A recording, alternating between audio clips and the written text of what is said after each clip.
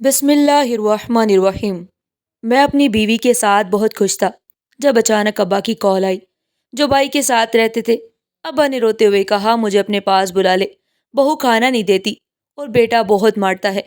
یہ سب سنتے ہی میری بیوی نے اشارے سے سختی سے انکار کیا تو میں نے بہانہ بنا دیا میں شہر سے باہر ہوں۔ 3 دن ہی گزرے تھے جب ابا خود گھر آ گئے، پر بیوی نے باہر تالا لگا دیا اور بولی تک کر خود ہی واپس چلے جائیں گے۔ میں بے چین ہونے لگا۔ جب رات تیز بارش شروع ہوئی تو میں نے بیوی سے چابی چھین کر تالا کھولا تاکہ باپ کو اندر لا سکوں، پر مجھ پر تو قیامت ٹوٹ پڑی کیونکہ کمرے میں ہلکی ہلکی روشنی پھیلی ہوئی تھی۔ دیوار پر لگے گھڑیال کی سوئیاں آہستہ آہستہ حرکت کر رہی تھی۔ ٹیبل پر ایک کیک رکھا تھا جس پر ننھی ننھی موم بتیاں روشن تھی۔ میں نے محبت بھری نظروں سے سامنے بیٹھے وجود کو دیکھا، میری بیوی نائلہ، جس سے میری شادی کو 1 سال ہو گیا تھا۔ آج ہماری اینیورسری تھی اور میں نے اس دن کو خاص بنانے کے لیے اپنی پوری جی جان لگا دی۔ نائلہ نے مسکراتے ہوئے موم بتیاں بجھائیں اور تالیاں بجانے لگی۔ میں نے خوش ہو کر کہا جانی، اتنی خوبصورت ساتھ کا بہت شکریہ۔ وہ ہنسی، ایک ایسی ہنسی جو میرے دل کو ہمیشہ دھڑکا دیتی تھی۔ شکریہ تو بنتا بھی ہے، وہ ایک ادا سے بولی، اتنی لمبی لائن کو اگنور کر کے آخر تمہیں اپنا ساتھی چنا۔ کھلکھلائی تو میں نے ہلکے سے سر کو جھکا کر کہا یس مائی پرنسس، یہ شخص ہمیشہ کے لیے بے دام آپ کا غلام ہوا تو وہ مسکرا دی۔ میں نے چمچ سے کیک کا ایک ٹکڑا اٹھایا اور اس کے لبوں کے قریب کیا۔ نزدیک لے گیا۔ اس نے نرمی سے ایک نوالا لیا اور شوخی سے بولی اب میری باری۔ وہ چمچ لے کر آگے بڑھی لیکن اسی لمحے میرے فون کی گھنٹی بجی۔ میں نے موبائل اٹھایا تو اسکرین پر ابا کا نام جگمگا رہا تھا۔ رات کے اس پہر ان کا فون آنا کچھ عجیب سا لگا۔ میں نے جلدی سے کال ریسیو کی۔ السلام علیکم ابا جان، میں نے خوشگوار لہجے میں کہا، لیکن دوسری جانب سے آنے والی آواز نے میرے چہرے سے خوشی غائب کر دی۔ بیٹا مجھے اپنے پاس بلا لو، میں یہاں مزید نہیں رہ سکتا۔ ابا کی آواز لرز رہی تھی جیسے وہ بہت دیر سے رو رہے ہوں۔ میری مسکراہٹ ایک لمحے میں پھیکی ہو گئی۔ کیا ہوا ابا، خیریت؟ تمہاری بابی کھانے کو نہیں دیتی اور تمہارا بھائی؟ ابا کی سانسیں تیز ہونے لگی جیسے الفاظ ادا کرنا بھی ان کے لیے مشکل ہو۔ وہ مارتا ہے بیٹا، بہت مارتا ہے۔ میرا دماغ سن ہو گیا۔ میں کرسی پر سیدھا ہو کر بیٹھ گیا۔ کیا کہہ رہے ہیں ابا؟ بھائی ایسا کیسے کر سکتا ہے؟ بیٹا میں سچ کہہ رہا ہوں، میں یہاں ایک روز بھی مزید نہیں رہ سکتا۔ تمہارے بھائی نے مجھ پر ہاتھ اٹھایا ہے، میری طبیعت بھی ٹھیک نہیں، مجھے اپنے پاس بلا لو بیٹا، میں مزید یہ ظلم برداشت نہیں کر سکتا۔ میرے ہاتھ سے چمچ گر گیا اور نائلہ نے فوراً میرا اترا ہوا چہرہ دیکھ کر پریشانی سے پوچھا کیا ہوا؟ میں نے نظریں اٹھا کر اسے دیکھا، پھر آہستہ سے کہا ابا کا فون تھا، وہ کہہ رہے ہیں کہ بھائی اور بھابھی ان پر ظلم و ستم کر رہے ہیں۔ نائلہ کا چہرہ سخت ہو گیا۔ تو تم نے کیا کہا؟ میں نے الجھن میں موبائل کو گھورا۔ ابھی تو کچھ نہیں کہا، لیکن اگر ابا واقعی مشکل میں ہے تو مجھے کچھ کرنا ہوگا۔ نائلہ نے ہاتھ آگے بڑھا کر موبائل مجھ سے لے لیا اور ایک سنجیدہ لہجے میں بولی عقل سے کام لو ناصر، ہم خوش ہیں، پرسکون ہیں۔ اگر تم نے ابا کو یہاں بلا لیا تو سب کچھ برباد ہو جائے گا۔ تمہیں نہیں پتا بوڑھے لوگ کتنے ضدی ہوتے ہیں، کتنا تنگ کرتے ہیں، لیکن وہ میرے والد ہیں۔ میں نے احتجاج کیا، اور میں تمہاری بیوی ہوں۔ نائلہ کی آنکھوں میں غصہ جھلکنے لگا۔ مت بھولو یہ گھر کس کا ہے۔ اگر تم نے انہیں یہاں لے کر آنے کا سوچا بھی تو میں یہ گھر چھوڑ کر چلی جاؤں گی۔ نائلہ کی باتوں نے مجھے اندر سے جھنجھوڑ کر رکھ دیا۔ میں ایک لمحے کے لیے بولا ہی نہیں۔ میری ایک جانب میرا باپ تھا جو تکلیف میں تھا، اور دوسری جانب میری بیوی جس کے بنا میں زندگی کا سوچ بھی نہیں سکتا۔ تمہیں فیصلہ کرنا ہوگا ناصر۔ نائلہ کی آواز میں ٹھہراؤ تھا، مگر اس کے الفاظ میں دھمکی چھپی تھی۔ میں نے ایک گہری سانس لی اور پھر ابا کو بہانہ بنا کر کہہ دیا ابا میں شہر سے باہر ہوں، جیسے ہی واپس آتا ہوں آپ سے بات کرتا ہوں۔ کال بند ہو گئی، لیکن میرے دماغ میں خیالات کی آندھی چل رہی تھی۔ لیکن مجھے مسکرانا پڑا کیونکہ میری امیر بیوی کو یہ پسند نہیں تھا کہ اس کی پہلی اینیورسری میں کسی قسم کی بدمزگی پیدا ہو جائے۔ وہ پہلے ہی مجھ سے چھوٹی چھوٹی باتوں پر ناراض تھی، لہٰذا اپنی شادی کی پہلی سالگرہ میں پورے اہتمام سے اس لیے منانا چاہ رہا تھا کہ پچھلی تمام ناراضگی ختم ہو جائے اور اس کا دل مجھ سے صاف ہو جائے کہ اس سے ناراضگی میں افورڈ نہیں کر سکتا تھا۔ میری زندگی عجیب موڑ لے لیتی، اچانک ایک ایسی سمت میں مڑ گئی تھی جس کا میں نے کبھی خواب میں بھی نہیں سوچا تھا۔ میں ایک عام سا ورکر تھا، ایک معمولی سا اسسٹنٹ جو فائلوں کے انبار میں دب کر گزارا کر رہا تھا۔ میرے خواب بہت بڑے نہیں تھے، بس ایک اچھی زندگی گزارنے کی خواہش تھی، لیکن قسمت نے میرے لیے کچھ اور ہی سوچ رکھا تھا۔ میری کمپنی کے باس کی بیٹی نائلہ مجھ پر مر مٹی۔ وہ حسین تھی، دولت مند تھی اور سب سے بڑھ کر مجھے چاہتی تھی۔ پہلے پہلے مجھے یقین ہی نہیں آیا کہ ایک امیر زادی میری جانب متوجہ ہو سکتی ہے، لیکن جب اس نے کھل کر اپنی محبت کا اظہار کیا تو میں بھی اس کے پیار میں گرفتار ہونے لگا۔ میری زندگی ایک پل میں بدل گئی۔ میں جو پہلے ایک اسسٹنٹ کی کرسی پر بیٹھا تھا، دن بھر فائلیں دیکھنا، اسی میں الجھا رہتا تھا، اب اسی کمپنی کا فنانس ڈائریکٹر بن چکا تھا۔ میری تنخواہ کئی گنا بڑھ گئی، میرے پاس ایک چمچماتی نئی گاڑی آ گئی اور ایک پرکشش فلیٹ جو نائلہ نے مجھے تحفے میں دیا تھا۔ میں جیسے ہواؤں میں اڑنے لگا۔ وہی لوگ جو مجھے نظر انداز کرتے تھے اب میرے آگے پیچھے پھرتے تھے۔ دفتر میں میرا ایک روبو دبدبا تھا اور باہر کی دنیا میں میں ایک امیر آدمی کی طرح زندگی گزارنے لگا۔ پھر ایک روز نائلہ نے مجھے پرپوز کر دیا۔ میں حیران تھا اور خوش بھی تھا اور شاید ڈر بھی لگ رہا تھا، لیکن میں نے فوراً ہاں کر دی۔ یہ شادی میرے لیے خوابوں کی تعبیر تھی۔ میں ایک عام آدمی سے ایک معزز اور دولت مند خاندان کا داماد بننے جا رہا تھا۔ شادی دھوم دھام سے ہوئی، ہر جانب خوشیاں ہی خوشیاں تھی، لیکن مجھے کیا پتا تھا یہ خوشی صرف ایک سراب تھی۔ شادی کی پہلی رات ہی نائلہ نے صاف لفظوں میں کہہ دیا تھا، ناصر مجھے تم سے محبت ہے، لیکن میں اپنی زندگی میں کسی اور کی مداخلت قطعاً برداشت نہیں کر سکتی۔ ہم الگ تھلگ رہیں گے، کسی کا کوئی حق نہیں ہوگا کہ ہماری زندگی میں مداخلت کرے، یہاں تک کہ تمہارے اپنے والدین کا بھی۔ میں نے اس کی بات کو زیادہ سنجیدگی سے نہیں لیا۔ مجھے لگا وہ بس اپنی آزادی برقرار رکھنا چاہتی ہے، لیکن وقت کے ساتھ یہ بات ایک زنجیر بن گئی جو میرے وجود کو جکڑنے لگی۔ میری شادی کے بعد سب سے بڑا فیصلہ یہی تھا کہ ابا کو کہاں رکھوں۔ میں چاہتا تھا کہ وہ میرے ساتھ رہے، لیکن نائلہ نے دو ٹوک کہہ دیا، یا میں یا تمہارے والد۔ میں بے بس ہو گیا۔ میں نے چاہا کہ کم از کم ابا کو اپنے قریب کسی اچھی جگہ رکھ دوں، لیکن نائلہ نے صاف منع کر دیا۔ میں مجبور ہو کر انہیں اپنے بڑے بھائی کے پاس بیچنے پر مجبور ہو گیا۔ شادی کے بعد میری زندگی اتنی بدلی کہ میں خود کو پہچان نہیں پایا۔ نائلہ ایک خوبصورت خواب کی طرح تھی، لیکن حقیقت میں وہ ایک ایسی ملکہ تھی جس کے آگے میں بس ایک غلام تھا۔ میں کیا پہنوں گا، کہاں جاؤں گا، کس سے ملوں گا، کیا کھاؤں گا، بلکہ سچ بتاؤں کہ میں کتنا سانس لوں گا، یہ سب کچھ وہ خود طے کرتی تھی، اور بدلے میں مجھے من پسند چاہی خواہشات کو حاصل کرنے کا موقع مل جاتا۔ چونکہ سودا برا نہیں تھا، اس لیے میں بھی خاموشی سے اپنا وقت گزارنے لگا۔ مجھے اس کی محبت پر کوئی شک نہیں تھا، لیکن یہ محبت نہیں، قید تھی۔ میں اس کی پسند کا کھانا کھاتا، اس کی مرضی کے مطابق زندگی گزارتا، میری کوئی اپنی رائے، کوئی اپنی خواہش نہیں رہی تھی۔ وقت گزرتا گیا اور میں اس زندگی کا عادی ہوتا گیا۔ ابا کبھی کبھار فون کرتے، لیکن میں مصروفیت کا بہانہ بنا کر زیادہ بات نہ کر پاتا۔ مجھے پتا تھا کہ وہ تکلیف میں ہے، لیکن میں کچھ نہیں کر سکتا تھا۔ پھر ایک روز ان کا فون آ گیا۔ وہ میرے پاس آنا چاہتے تھے کیونکہ وہ بڑے بھائی اور بھابھی کے رویوں سے شدید تنگ تھے، لیکن یہاں میری زندگی تہہ خانہ بنی ہوئی تھی۔ اس وقت تو میں نے ان کے آگے بہانہ کر دیا۔ 3 دن گزر گئے اور میں نے ابا کو دوبارہ فون نہیں کیا، نہ ہی انہوں نے مجھ سے کوئی رابطہ کیا۔ میں چاہتا تھا کہ سب کچھ خود ہی ٹھیک ہو جائے، لیکن دل بے چین تھا۔ چوتھے دن شام کے وقت دروازے پر زوردار دستک ہوئی۔ میں نے ہال سے دیکھا تو سامنے کا منظر دیکھ کر میرے پاؤں تلے سے زمین نکل گئی۔ ابا میرے لگژری فلیٹ کے دروازے پر کھڑے تھے۔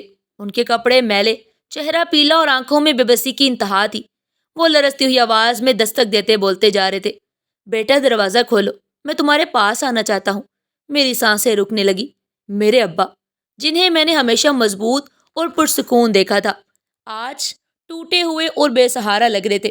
میں نے دروازے کے ہینڈل پر ہاتھ رکھا ہی تھا کہ اسی لمحے نائلہ تیزی سے میرے قریب آئی اور دروازے کے ہینڈل پر میرے ہاتھ پر ہاتھ رکھ دیا۔ اس کا چہرہ سپاٹ تھا اور چہرے کے تاثرات انتہائی سخت تھے۔ کیا ہوا؟ دروازے پر کون ہے؟ ابا، میرے منہ سے ہلکی ہلکی سی آواز نکلی تو وہ ایک دم غصے سے بولی، یہ یہاں کیوں آئے ہیں ناصر؟ اس کی آواز برف کی طرح سرد تھی۔ میں نے بے بسی سے کہا، نائلہ، یہ میرے والد ہیں، آخر کہاں جائیں گے یہ جہاں سے آئے ہیں وہیں واپس چلے جائیں۔ اس کا چہرہ زہر میں بجھا ہوا تھا۔ میں بولنا چاہتا تھا، میں ان کے لیے کچھ کرنا چاہتا تھا، لیکن میں بے بس تھا۔ نائلہ میرے ہر فیصلے پر سوار تھی۔ ناصر، تم نے ان کا کوئی ٹھیکہ نہیں اٹھا رکھا۔ تمہارا بھائی اور باوچ انہیں اچھے سے رکھ سکتے ہیں، اور یہ ان کا بھی فرض ہے۔ تم ہر مہینے انہیں پیسے بیچتے تو ہو، یہ کافی ہے، اور دروازے سے ہٹ جاؤ، یہ تھوڑی دیر بعد خود ہی واپس چلے جائیں گے۔ نائلہ نے حکمانہ انداز میں کہا تو میرے ہاتھ کانپ رہے تھے۔ میرے سامنے وہ بات تھا جس نے مجھے پالا، میرے لیے اپنی خوشیاں قربان کی، اور پیچھے وہ بیوی تھی جس نے مجھے سب کچھ دیا لیکن میری مرضی بھی چھین لی۔ میرے اندر ایک جنگ چھڑ چکی تھی، ایک ایسی جنگ جس میں خود اپنی ذات سے مات کھا رہا تھا۔ میری آنکھوں میں آنسو آ گئے۔ میں نے دروازے کی ہال سے دیکھا ابا مایوسی سے کھڑے دروازے کے کھلنے کا انتظار کر رہے تھے اور ٹھنڈ میں کانپ رہے تھے۔ رات ہوئی، آسمان پر بادل گرجنے لگے اور موسلادھار بارش شروع ہو گئی۔ میں نہ جانے کس بے چینی میں اب تک جاگ رہا تھا۔ میری نظر کھڑکی پر جمی تھی، جس پر پانی کی بوندیں کھڑکی کے شیشے سے ٹکرا کر نیچے بہ رہی تھی، جیسے کسی بے بس روح کی آنکھوں سے آنسو برس رہے ہو۔ میں نے غیر ارادی طور پر پردہ سرکایا، کھڑکی سے باہر جھانکا تو دیکھا ابا بارش میں بھیگ رہے تھے اور دیوار کے ساتھ لگ کر بیٹھے تھے۔ میں نے فوراً کھڑکی کا پردہ برابر کر دیا اور لیٹ کر چھت کو گھورنے لگا، مگر میرے ذہن میں صرف ایک ہی منظر گھوم رہا تھا، ابا جو دروازے کے باہر بھیگ رہے تھے، کانپ رہے تھے، اور میں کچھ بھی نہیں کر پایا تھا۔ ضمیر کی جنگ شدت اختیار کر چکی تھی۔ یہ وہی باپ ہے جو تمہارے بچپن میں تمہیں کندھوں پر بٹھا کر میلوں چلتا تھا۔ یہ وہی باپ ہے جس نے تمہارے لیے اپنا آرام قربان کیا، اور آج اسے بے یار و مددگار باہر چھوڑے ہو۔ میرے دل کی دھڑکن بے ترتیب ہو گئی۔ میں نے پہلو بدلا اور نائلہ کی جانب دیکھا، جو اپنے بستر پر پرسکون نیند سو رہی تھی، جیسے کچھ ہوا ہی نہ ہو۔ مجھ سے برداشت نہیں ہوا، میں اٹھا، کھڑکی کی جانب گیا اور باہر جھانکا۔ ابا اب بھی وہیں دیوار کے ساتھ لگے بیٹھے تھے۔ بارش سے ان کے کپڑے مکمل بھیگ چکے تھے، جسم تھر تھرا رہا تھا اور سر جھکا ہوا تھا۔ میرے سینے میں کچھ ٹوٹنے لگا۔ اب بس، میں نے خود سے کہا اور تیزی سے دروازے کی جانب بڑھا کہ اسے کھول کر ابا کو اندر لے آؤں، لیکن یہ جان کر مجھے شدید غصہ آیا کہ نائلہ سونے سے پہلے دروازے کو لاک کر چکی تھی۔ میں تیزی سے نائلہ کی جانب بڑھا۔ نائلہ، میں نے اسے جھنجھوڑا۔ وہ نیند سے بدمزہ ہو کر بڑبڑائی، کیا مسئلہ ہے ناصر؟ سونے دو نا، چابی دو۔ اس نے میری جانب حیرت سے دیکھا، پھر ہنسی جیسے میں کوئی ناسمجھ بچہ ہوں۔ تم مذاق کر رہے ہو نا؟ نائلہ، چابی دو فوراً۔ میرا لہجہ سخت تھا۔ ہرگز نہیں، اس نے صاف منع کر دیا اور تکیے کے نیچے ہاتھ مارا۔ یہ گھر تمہارے باپ کے لیے نہیں ہے، سمجھ آئی؟ وہ چلے جائیں گے صبح تک، فکر نہ کرو۔ میری برداشت ختم ہو گئی۔ میں نے تکیے کے نیچے ہاتھ ڈالا، لیکن نائلہ نے میرا بازو پکڑ کر روکا۔ ناصر، مت کرو، یہ چابی مجھے دو، ورنہ مجھ سے برا کوئی نہیں ہوگا، میں نے غصے سے کہا اور ایک جھٹکے سے اس کا ہاتھ ہٹا دیا۔ نائلہ نے تیزی سے چابی کو مٹھی میں دبا لیا۔ یہ چابی نہیں ملے گی ناصر، اس نے غصے سے کہا۔ میرا خون کھولنے لگا۔ میں نے اس کی کلائی پکڑی اور زور سے جھٹکا دیا۔ وہ چیخ اٹھی اور چابی فرش پر گر گئی۔ میں نے جھپٹ کر چابی اٹھائی، تالا کھل چکا تھا۔ میں نے تیزی سے دروازہ کھولا اور باہر بھاگا، لیکن جیسے ہی میں نے ایک قدم باہر رکھا، میرا سانس حلق میں اٹک گیا۔ ابا زمین پر بے حس و حرکت پڑے تھے، ان کی آنکھیں بند تھی۔ بارش کے قطرے ان کی جھریوں بھرے چہرے پر گر رہے تھے اور جسم مکمل ساکت تھا۔ ابا، میں چیخ پڑا اور ان کے پاس جا کر جھک گیا۔ میں نے ان کا چہرہ اپنے ہاتھوں میں لیا، وہ برف کی مانند ٹھنڈے ہو چکے تھے۔ میرے ہاتھ کانپنے لگے۔ ابا، آنکھیں کھولو۔ کوئی جواب نہیں آیا۔ ابا، خدا کے لیے کچھ تو بولو۔ میری آواز لرز رہی تھی، لیکن ابا خاموش تھے۔ بارش مزید تیز ہو گئی۔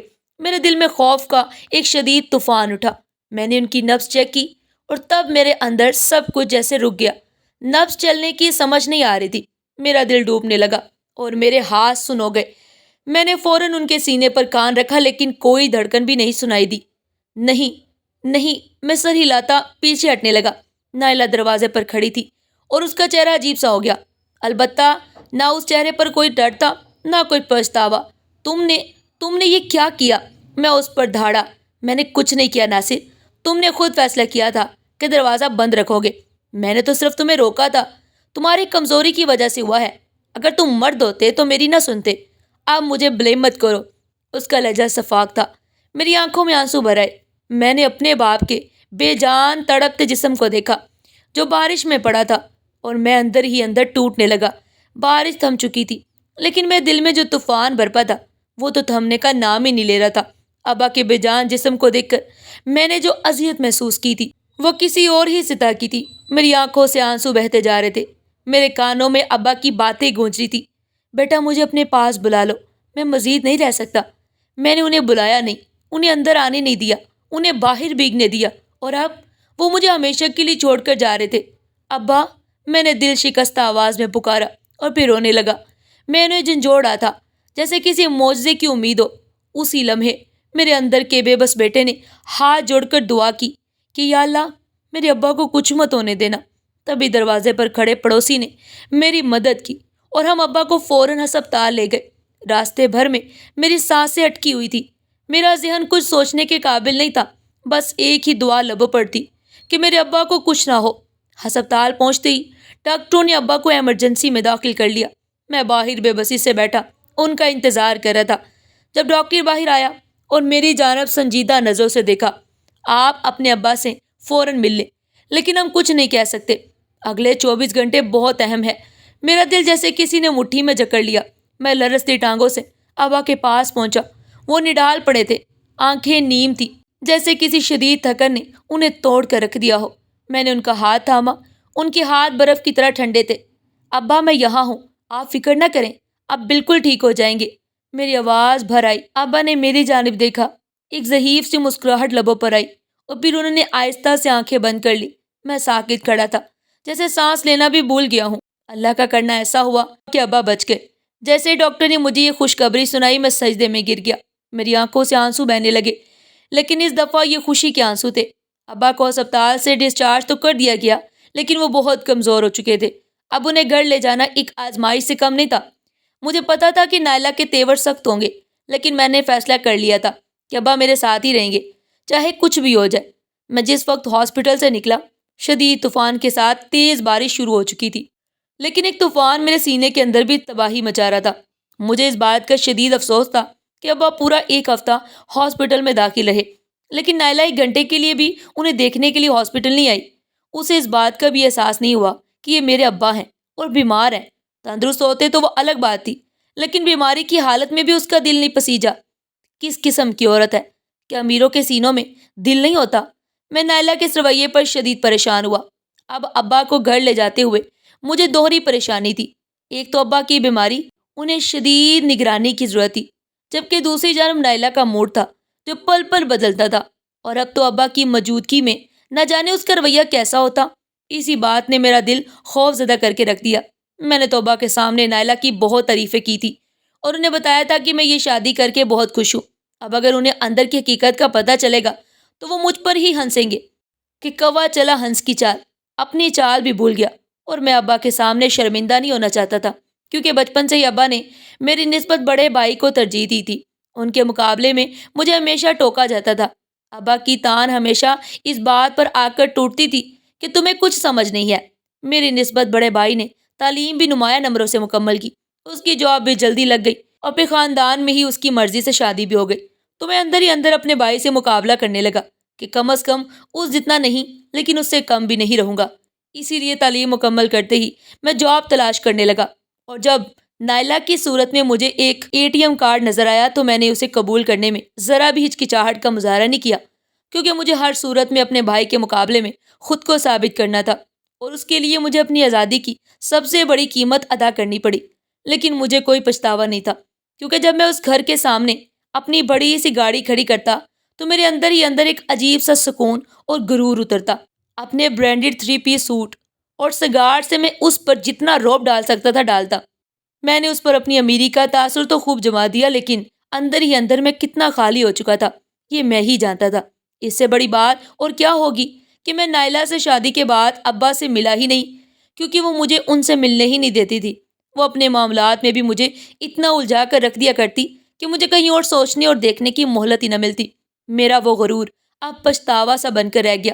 جب میں اپنے ہی والد کو آزادی سے فلیٹ کے اندر نہ لا سکا تو ایسا لگا کہ میرے ابا ایک دفعہ پھر سے مجھ پر ہنس کر بولے کہ تمہیں تو کچھ سمجھ ہی نہیں۔ میں اندر ہی اندر گھائل سا ہو رہا تھا اور دل ہی دل میں دعائیں کر رہا تھا کہ فلیٹ پہنچنے پر کوئی ایسی صورتحال نہ ہو کہ جس پر میں مزید شرمندہ ہو جاؤں۔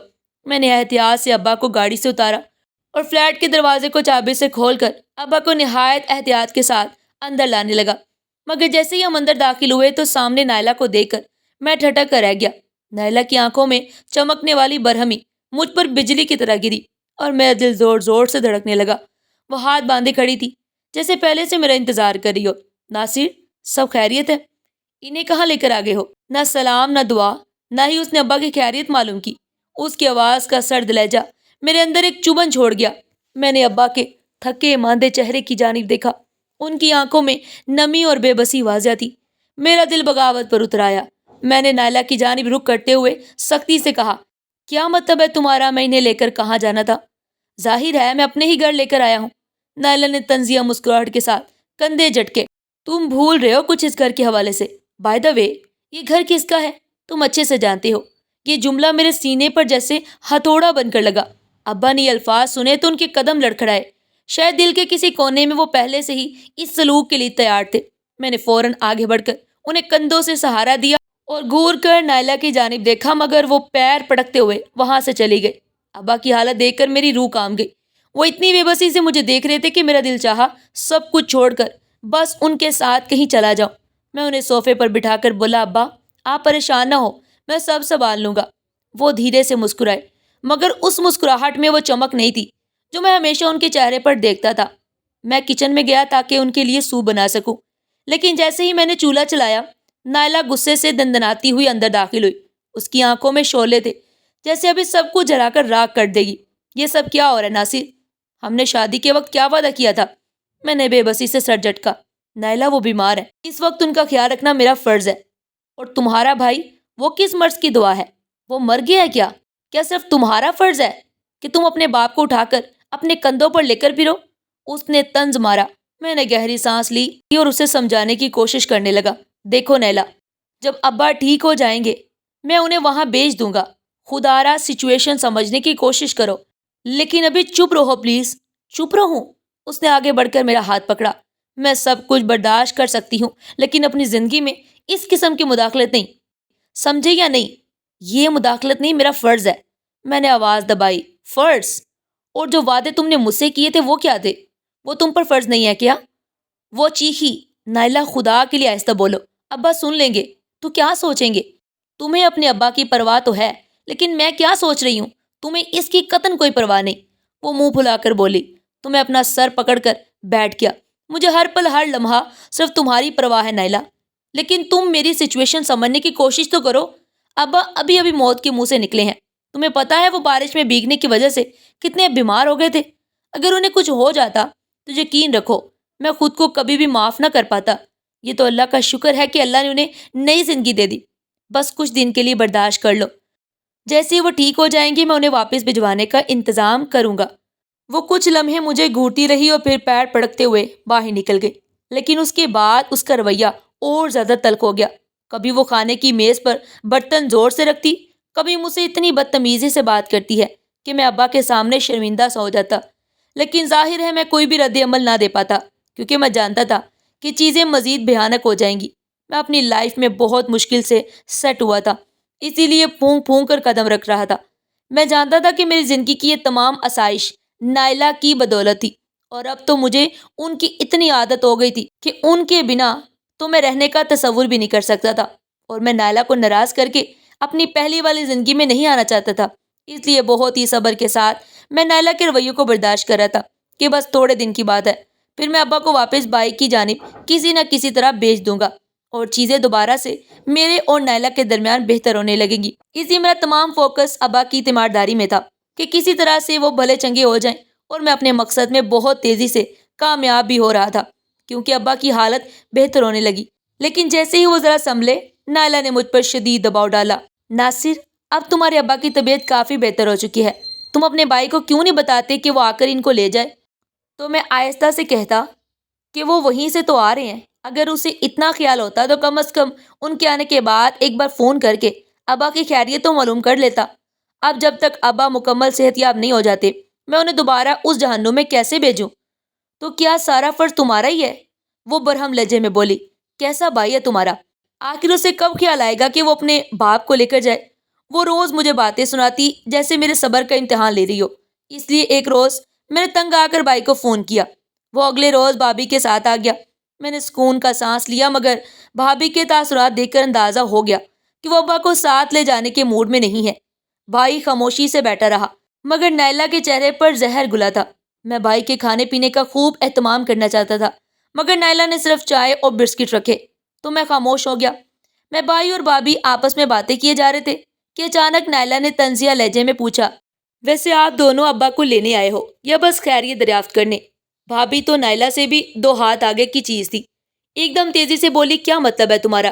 مطلب بہت واضح ہے، نائلہ نے ہاتھ باندھ کر کہا، آپ لوگوں نے ابا کو یہاں چھوڑ دیا اور آرام سے بیٹھ گئے، لیکن ہماری بھی کوئی زندگی ہے۔ ہم نے نہیں کہا تھا کہ ابا کو اپنے پاس رکھو۔ بھابھی کا لہجہ تلخ ہو گیا۔ ہم نے نہیں رکھا، وہ خود آئے ہیں۔ نائلہ تڑپ کر بولی تو بھابھی کا لب و لہجہ بھی اسی جیسا ہو گیا. ہاں تو اگر آگے ہیں تو تھوڑی خدمت تم لوگ بھی کر لو. کیا حرج ہے؟ ہم نے خدمت کی ہے نا. ہاسپٹل کے تمام بلز ہم نے ہی پے کیے ہیں اور یہ ہزاروں میں نہیں بلکہ لاکھوں میں ہیں. آپ لوگوں نے تو اس میں بھی کوئی شیئر نہیں کیا. سب کچھ میری کمپنی نے پے کیا. اگر تمہاری کمپنی نے پے کیا ہے تو اس میں ہم کیا کریں؟ ظاہر ہے باپ جس گھر میں ہوتا ہے وہی علاج معالجہ بھی کرواتے ہیں. جب تک ابو ہمارے گھر تھے ہم نے خوب علاج معالجہ کرایا لیکن کبھی تم لوگوں کو جتایا نہیں. کمال ہے. ذرا سے پیسے کیا لگا دیے کہ فوراً ہی جتانے بیٹھ گئی ہو. میں جتا نہیں رہی. بس اب میں یہ بتانے کی کوشش کر رہی ہوں کہ اب آپ اپنی ذمہ داریاں سنبھالیں اور ان کی دیکھ بھال کریں. ظاہر ہے ہمیں آفس جانا ہوتا ہے جبکہ آپ تو گھر ہی بیٹھی رہتی ہیں. آپ کے لیے تو کوئی مسئلہ بھی نہیں ہے. تو بھابھی ایک دم سے غصے سے بولی, ابو اتنے بیمار ہیں, انہیں اچھے علاج معالجے کی ضرورت ہے. ہم ابھی ابو کو رکھنے کی پوزیشن میں نہیں ہیں. تو کیا ہم پوزیشن میں ہیں؟ نائلہ کی آواز اونچی ہو گئی. ناصر کے پاس دولت آ گئی ہے تو کیا اب یہ سب کی ذمہ داری اٹھائے گا؟ میرے ضبط کی حد ختم ہو گئی. بس کرو نائلہ, میں نے سخت لہجے میں کہا. کیوں؟ کیا غلط کہا ہے میں نے؟ تم خود بتاؤ. یہ اتنے دن ہاسپٹل رہے, تمہارے بھائی نے آ کر پتہ کیا ان کا؟ اب بھی تمہارے بلانے پر ہی آئے ہیں. وہ چیخی. نائلہ اب بس کر دو. میرے خیال میں تم کافی بات کر چکی ہو. بھائی اور بھابھی خاموش تھے اور ابا کا چہرہ پیلا پڑ گیا تھا. بیٹا ناصر, تم چپ رہو, لڑو مت. ویسے بھی میں نے اب قاسم کی جانب ہی جانا ہے. میرا دل جیسے مٹھی میں جکڑ لیا گیا. میں نے ابا کی جانب دیکھا, وہ اتنے بے بس لگ رہے تھے کہ میری آنکھیں بھیگ گئی. میں سوچنے لگا کہ ایسی امیری کا کیا فائدہ اگر میں اپنے باپ کی خدمت بھی نہ کر سکوں. میں نے نائلہ کو بے بسی سے دیکھا جس نے میری عزت کی ذرا بھی لاج نہ رکھی. میں نے ایک دم ابا سے کہا کہ آپ کہیں نہیں جا رہے جب تک مکمل صحتیاب نہیں ہو جاتے. میری بات ابھی مکمل بھی نہیں ہوئی تھی کہ نائلہ نے سخت لہجہ اپناتے ہوئے میری جانب دیکھ کر کہا, اگر قاسم بھائی ساتھ لے جانا چاہتے ہیں تو آپ کو کیا مسئلہ ہے؟ میری برداشت ختم ہو گئی. نائلہ, اگر ابو یہاں نہیں رہ سکتے تو پھر شاید میں بھی یہاں نہیں رہ سکتا. میرے اس جملے نے کمرے میں خاموشی پھیلا دی. نائلہ کا چہرہ سفید پڑ گیا. کیا مطلب؟ اس نے آہستہ سے کہا. مطلب یہ کہ اگر تم میری سب سے بڑی ذمہ داری کو قبول نہیں کر سکتی تو پھر میں بھی اپنی زندگی کے فیصلے میں آزاد ہوں. یہ جملہ بول کر میں نے ابا کے کندھے پر ہاتھ رکھا جیسے انہیں یقین دلا رہا ہوں کہ اب میں کبھی پیچھے نہیں ہٹوں گا. نائلہ نے کچھ کہنے کے لیے ہونٹ کھولے مگر کوئی لفظ نہ نکل سکا. شاید اسے یقین نہیں آ رہا تھا کہ میں اس حد تک جا سکتا ہوں. اور وہ لمحہ جب میں نے ابا کو سینے سے لگا کر کہا, ابا آپ کہیں نہیں جائیں گے, تو ڈرائنگ روم میں بیٹھے ہوئے سبھی لوگوں کو جیسے سانپ سونگھ گیا ہو. سب سے زیادہ تو نائلہ کا منہ کھلے کا کھلا رہ گیا. اسے یہ یقین نہیں تھا کہ اس کا بے دام غلام کبھی یوں اس کے سامنے سر اٹھا کر بات کرے گا. بلکہ آج میں نے صرف اس کے سامنے سر نہیں اٹھایا بلکہ اپنے بھائی اور بھاوج کے سامنے بھی اپنی عزت نفس کو روندنے سے بچا لیا. نائلہ غصے سے اٹھی اور کمرے میں چلی گئی. میرے گھر کے حالات اس قدر نائلہ کی وجہ سے زہریلے ہو چکے تھے کہ میرے بڑے بھائی نے مزید یہاں رکنا مناسب نہیں سمجھا اور وہ بھابھی کو لے کر ہمارے گھر سے جلدی ہی نکل گئے. ابا مجھے کہتے ہی رہ گئے کہ میں ان کے ساتھ چلا جاتا ہوں, تمہاری زندگی کہیں میری وجہ سے خراب نہ ہو جائے. بہو غصے کی بہت تیز ہے. تو میں نے انہیں حوصلہ دیا اور کہا کہ آپ اس کے مزاج کی فکر نہ کریں. وہ پل میں تولا پل میں ماشا ہے, سب ٹھیک ہو جائے گا, آپ پریشان نہ ہو. میں اپنا فیصلہ تو کر ہی چکا تھا لیکن مجھے یہ اچھے سے اندازہ تھا کہ اب میں ایک آتش فشاں پر کھڑا ہوں جو کسی بھی وقت پھٹ سکتا ہے. لیکن میری حیرت کی انتہا نہ رہی. جب میں کمرے میں آیا تو نائلہ خاموش ہی رہی. حالانکہ وہ خاموش رہنے والی اسامی نہیں تھی. میں کمرے میں آیا اسے دیکھے جا رہا تھا اور میرے کان اس کی دھماکے دار آواز سننے کے لیے بالکل تیار تھے, لیکن اس کی چپ ٹوٹ ہی نہیں رہی تھی. تو میں دل ہی دل میں کانپنے بھی لگا کہ کہیں وہ مجھے چھوڑنے کا فیصلہ نہ کر ڈالے, کیونکہ اس سے کچھ بھی امید کی جا سکتی تھی. وہ جتنا جلدی محبت جتاتی تھی اور اتنی ہی جلدی نفرت اور بیزاری کا اظہار کرنے میں بھی دیر نہیں لگاتی تھی. وقت کے ساتھ ساتھ مجھے یہ اندازہ اچھے سے ہو گیا تھا کہ وہ میرے فیصلے سے سمجھوتا کرنے کی کوشش کر رہی ہے, مگر اس کی یہ خاموشی صرف ایک دھوکہ ہے. اس کی آنکھوں میں میرے والد کے لیے ایک انجانے سے نفرت ابھرنے لگی تھی. وہ کچھ کہتی تو نہیں تھی مگر اس کے رویے میں آئے بدلاؤ کو محسوس کر رہا تھا. میں اسے خوش رکھنے کی ہر طرح سے کوشش کرنے لگا, اسے پہلے سے زیادہ وقت دینے لگا. ابا کی طبیعت اب پہلے سے کافی بہتر تھی, لہٰذا میں نے دفتر جانے کا سوچا, کیونکہ اس کا بھی زیادہ وقت گھر کی بجائے دفتر میں گزرتا تھا. تو میں نے سوچا کہ اس طرح اس کے قریب رہنے کا مجھے موقع مل جائے گا, کیونکہ گھر میں تو اس نے اپنا روم میرے روم سے الگ کر لیا تھا. لہٰذا میں نے ایک ہفتے بعد دوبارہ دفتر جانا شروع کر دیا. میرے کام کے اوقات سخت تھے, اکثر صبح نکلتا اور رات گئے لوٹتا. ایسے میں زیادہ تر ابا سے فون پر ہی بات ہو پاتی. میں جب بھی فون کرتا تو وہ سوئے ہوئے ہوتے. ملازم اکثر مجھے یہی اسٹیٹمنٹ دیا کرتے اور اگر کبھی جاگ بھی رہے ہوتے تو ان کی آواز اتنی کمزور ہوتی کہ میں پریشان ہو جاتا۔ کچھ دنوں میں محسوس کرنے لگا کہ ابا کی حالت مزید بگڑتی جا رہی ہے۔ ان کی بھوک بھی کم ہو گئی تھی۔ سب سے زیادہ تکلیف دہ بات یہ تھی کہ وہ اکثر غنودگی میں رہتے۔ پہلے وہ میرا انتظار کیا کرتے تھے، اب وہ جیسے مجھ سے ملنے سے بھی قاصر ہو چکے تھے۔ ان کی رنگت پیلی پڑتی جا رہی تھی۔ مجھے فکر ہونے لگی اور میں نے فیصلہ کیا کہ انہیں کسی اچھے ڈاکٹر کے پاس لے جاؤ۔ مگر جیسے ہی میں نے یہ بات نائلہ سے کی تو وہ فوراً بدک کر بولی، ارے ناصر، اس میں پریشان ہونے والی کیا بات ہے؟ اگر تمہیں لگتا ہے کہ تمہارے ابا کو چیک اپ کی ضرورت ہے تو تمہیں اتنا پریشان ہونے کی کیا ضرورت ہے؟ ہمارے فیملی ڈاکٹر بہت ہی قابل ہیں، ایسے میں انہیں باہر لے جانے کی ضرورت ہی کیا ہے؟ میں کال کر دیتی ہوں، وہ انہیں گھر ہی آ کر دیکھ لیں گے۔ تو میں اس کی بات سن کر بہت حیران ہوا اور مجھے اس بات کی خوشی بھی ہوئی کہ وہ میرے ابا کے لیے فکر مند ہوئی ہے۔ لہٰذا میں نے خوشی سے اس کے کندھے پر ہاتھ رکھتے ہوئے کہا، جیسے میری پرنسس کی خوشی، میں یہ معاملہ تمہارے ہاتھ میں دیتا ہوں اور مجھے یقین ہے کہ تم اس معاملے کو بہت اچھے سے سلجھاؤ گی۔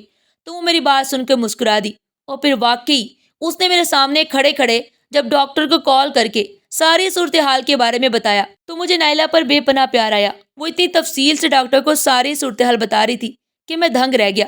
آدھے گھنٹے کے اندر اندر ڈاکٹر ابا کے پاس آیا، ان کا معائنہ کیا اور پھر ہلکی سی مسکراہٹ کے ساتھ کہا، انکل بالکل ٹھیک ہے، ظاہر ہے اتنی بڑی بیماری کاٹی ہے تو کمزوری تو آئے گی اور یہ کوئی اتنی بڑی بات نہیں ہے۔ میں چند طاقت کی دوائیاں لکھ دیتا ہوں، وہ آپ انہیں وقت پر پلا دیا کریں تو یہ بھلے چنگے ہو جائیں گے۔ ڈاکٹر کی بات سن کر میں کافی پرسکون ہو گیا اور فوراً میں نے ڈاکٹر کی تجویز کردہ میڈیسن منگوا لی۔ لیکن ابا کی صحت تو دن بدن گرتی ہی چلی جا رہی تھی۔ وہ کسی برف کی طرح بس ٹھنڈے ہی پڑتے جا رہے تھے۔ میں ان کی صحت کی وجہ سے بے پناہ پریشان رہنے لگا۔ سمجھ نہیں آ رہی تھی کہ آخر کروں تو کروں کیا۔ ڈاکٹر بھی آئے دن آ کر ان کا معائنہ کرتا اور مجھے تسلی دیتا، لیکن میرا دل انتہائی بے چین رہنے لگا۔ تو میں نے نائلہ سے کہا کہ میں انہیں ایک بار ہاسپٹل لے چلتا ہوں۔ تو وہ میری بات سن کر ایک دم سے پھٹ پڑی اور بولی، آخر تم چاہتے کیا ہو؟ اتنے بڑے ڈاکٹر تمہارے ابا کو گھر آ کر دیکھ رہے ہیں اور تمہیں یقین نہیں آ رہا باہر کے ڈاکٹر ہمارے فیملی ڈاکٹر سے زیادہ لائق ہے؟ تو میں اس کی بات سن کر خاموش ہو گیا، لیکن میں اندر ہی اندر مطمئن نہیں ہو رہا تھا۔ میرے دل میں کچھ کھٹکا سا بھی ہو رہا تھا۔ ابا کی حالت دن بدن خراب ہونے لگی اور ہر دفعہ جب میں کسی اچھے ہسپتال لے جانے کا کہتا، نائلہ اسی ڈاکٹر کو بلا لیتی جو وہی پرانی بات دہرا دیتا۔ ایک روز میری کزن نازیہ ابا کو دیکھنے کے لیے ہمارے گھر آئی۔ نازیہ میری خالہ زاد کزن تھی جو مجھ سے بے پناہ محبت کرتی تھی اور جسے میں بھی پسند کرتا تھا، مگر نائلہ کی وجہ سے میں نے اسے چھوڑ دیا۔ اگر ہمارے درمیان نائلہ نہ ہوتی تو شاید میری پہلی ترجیح نازیہ ہی ہوتی۔ نازیہ اب تک غیر شادی شدہ تھی، شاید میرے لیے امید رکھے ہوئے تھی، جانے کیوں مجھے اندر ہی اندر اس کے لیے پچھتاوا ہونے لگا۔ وہ اب بھی ویسی ہی تھی، خاموش طبیعت کی، آنکھوں سے بولتی ہوئی۔ اس نے جب ابا کو دیکھا تو فوراً حیران ہو گئی، ناصر، ان کی حالت تو بہت خراب لگ رہی ہے، انہیں فوراً ہسپتال لے کر جاؤ۔ تو میں نے اسے بتایا کہ ہمارا فیملی ڈاکٹر ابا کو چیک اپ کرتا رہتا ہے، وہ کہتا ہے کہ بیماری اور بڑھاپے کی وجہ سے ان کی یہ حالت ہے۔ تو نازیہ نے نفی میں سر ہلاتے ہوئے کہا کہ کسی اور ڈاکٹر کو دکھانے میں آخر کیا حرج ہے؟ جب ان میڈیسن سے کوئی فرق نہیں پڑا تو بہتر ہے کہ میڈیسن چینج کر لی جائے اور کسی اور ڈاکٹر کو دکھا لیا جائے۔ تو میں نے اس کی تائید کی، کیونکہ دل ہی دل میں بھی تو یہی چاہتا تھا کہ ابا کو کسی اور ڈاکٹر کو دکھا دینا چاہیے، لیکن نائلہ کی وجہ سے میں اپنے فیصلے پر عمل درآمد نہیں کر پاتا تھا۔ لیکن خوش قسمتی سے اس روز نائلہ گھر پر نہیں تھی، لہٰذا میں نے موقع غنیمت جانا اور ابا کو فوراً ہاسپٹل لے گیا۔ چیک اپ کے بعد ڈاکٹر نے جو رپورٹ میرے ہاتھ میں تھمائی وہ پڑھ کر میرے پیروں تلے سے زمین نکل گئی۔ انہیں آہستہ آہستہ زہر دیا جا رہا ہے، اسی لیے ان کی یہ حالت ہو رہی ہے۔ میرے دماغ میں جیسے دھماکہ ہوا۔ گھر میں میرے اور نائلہ کے علاوہ تیسرا کوئی بھی نہیں تھا، تو یہ سب کون کر رہا تھا؟ یہ سمجھنے میں مجھے دیر نہ لگی، گویا نائلہ میرے معصوم اور کمزور باپ کو مارنا چاہتی تھی۔ یہ خیال آتے ہی میرے جسم میں خون کھولنے لگا۔ میں نے کبھی سوچا بھی نہیں تھا کہ جس عورت کی زندگی کی خوشی میرے لیے مقدم تھی وہ مجھ سے میرے باپ کی زندگی چھیننے کی کوشش کرے گی۔ میری آنکھوں میں آنسو آ گئے۔ میں کتنا بے وقوف تھا کہ نائلہ پر اندھا بھروسہ کرتا رہا۔ میں نے اپنے والد کو ضروری علاج کے بعد نازیہ کے گھر لے جا کر کہا، جب تک میں ان کے لیے کوئی اور بندوبست نہیں کر لیتا انہیں اپنے پاس رکھو۔ اور پھر اپنی موٹی رقم نکال کر میں نے نازیہ کے ہاتھ پر رکھی۔ نازیہ نے غصے سے میری جانب دیکھا۔ یہ پیسے رکھو اپنے پاس ناصر، ہر رشتہ پیسوں سے نہیں خریدا جا سکتا اور نہ ہی اپنایا جا سکتا ہے۔ مجھے شرمندگی محسوس ہوئی۔ میں نے ابا کو نازیہ کے حوالے کیا اور گھر واپس آیا۔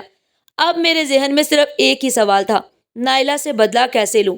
میں نائلہ کو وہی سزا دینا چاہتا تھا جو اس نے میرے والد کے لیے سوچی تھی، مگر میں یہ سب جذبات میں آ کر نہیں کرنا چاہتا تھا۔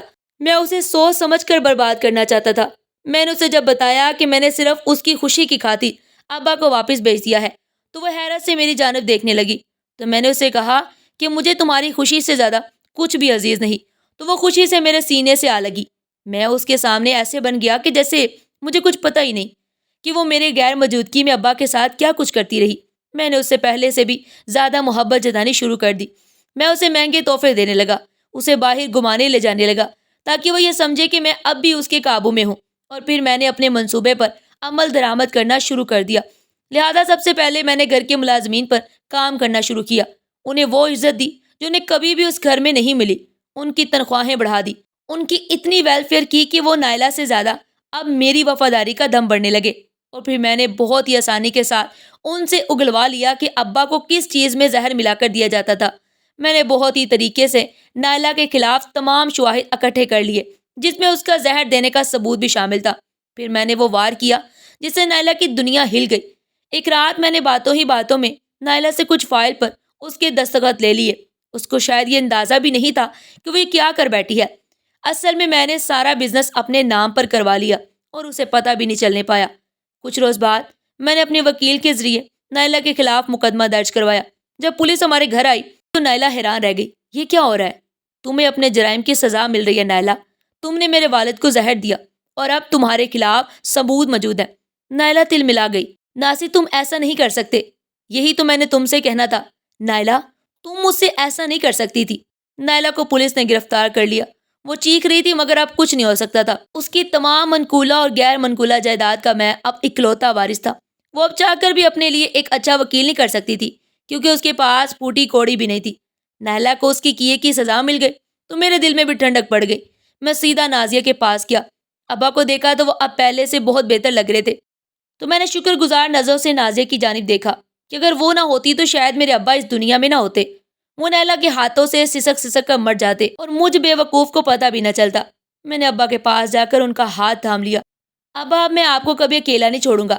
تو میری بات سن کر ابا کی آنکھوں میں آنسو آ گئے اور اس دن میں نے یہ جانا کہ زندگی میں سب کچھ پیسہ نہیں ہوتا بلکہ مخلص رشتے انتہائی ضروری ہوتے ہیں۔ لہٰذا میں نے بہت سوچنے کے بعد آخر کار نازیہ سے نکاح کا فیصلہ کیا۔ میری بات سن کر جذبات میں آ کر نازیہ کا چہرہ کھلکھلا گیا۔ ناظرین، آپ کو آج کی یہ کہانی کیسی لگی اور آپ نے اس کہانی سے کیا سبق سیکھا؟ کمنٹ باکس میں اپنی قیمتی رائے کا اظہار ضرور کیجیے گا۔ اور ہاں، اگر ویڈیو اچھی لگی ہو تو زیادہ سے زیادہ شیئر کریں، لائک کریں اور چینل کے ساتھ جڑے رہنے کے لیے سبسکرائب کرنا مت بھولیے گا۔ اپنا بہت سارا خیال رکھیے گا۔ شکریہ۔ اللہ نگہبان۔